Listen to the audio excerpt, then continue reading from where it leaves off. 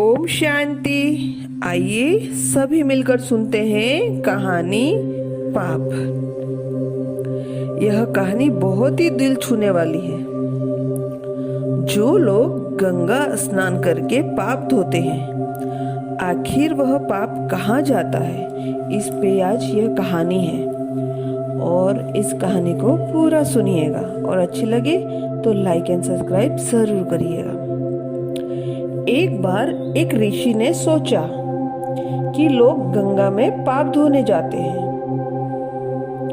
इसका मतलब क्या हुआ कि सारे पाप गंगा में समा गए और गंगा भी पापी हो गई। और यह जानने के लिए तपस्या की पाप कहाँ जाता है। तपस्या करने के फल स्वरूप देवता प्रकट हुए और ऋषि ने पूछा, भगवान, जो पाप गंगा में धोया जाता है वह पाप कहाँ जाता है? भगवान ने कहा, चलो गंगा से ही पूछ लेते हैं।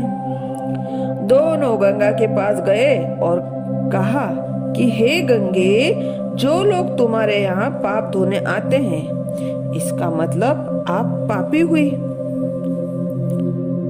गंगा बोली, मैं क्यों पापी हुई? मैं तो सारे पापों को ले जाकर समुद्र को अर्पित कर देती हूँ। और वह सब समुद्र के पास गए। हे सागर, गंगा जो पाप आपको अर्पित कर देती है, इसका मतलब आप पापी हुए। समुद्र ने कहा, मैं क्यों पापी हुआ? मैं तो सारे पापों को लेकर भाप बनाकर बादलों को दे देता हूँ।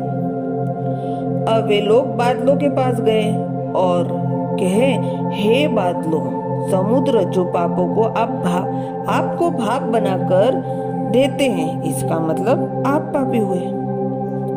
बादलों ने कहा, मैं क्यों पापी हुआ? मैं तो सारे पापों को वापिस पानी बनाकर धरती पर भेज देता हूँ, जिससे अन्न उपजता है, जिसको मानव खाता है।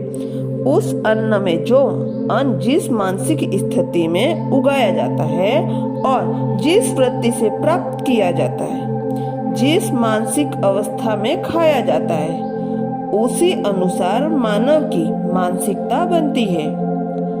अन्न को जिस वृत्ति कमाई से प्राप्त किया जाता है और जिस मानसिक अवस्था में खाया जाता है, वैसे ही विचार मानव के बन जाते हैं। इसलिए सदैव भोजन, सिमरन और शांत अवस्था में करना चाहिए और कम से कम अन्न जिस धन से खरीदा जाए वह ईमानदारी का होना चाहिए। इसलिए कहते हैं ना, जैसा अन्न वैसा मन। ओम शांति।